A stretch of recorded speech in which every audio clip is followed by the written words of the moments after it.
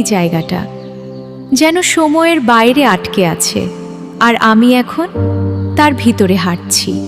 আমি শপথ করে বলছি, ওটা কোনো কল্পনা না, এটা সত্যিই জীবন্ত।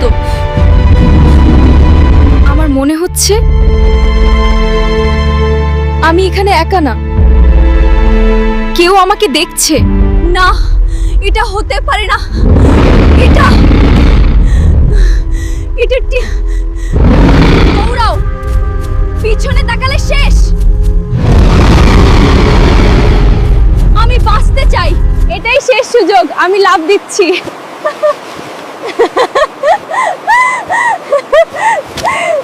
আমি বেঁচে ফিরেছি, কিন্তু এই দ্বীপ এখনো আমাকে ছাড়েনি। তুমি হলে কি আবার এখানে ফিরতে সাহস করতে? দেখো ওই দিকটায় ওরা হাঁটছে। ও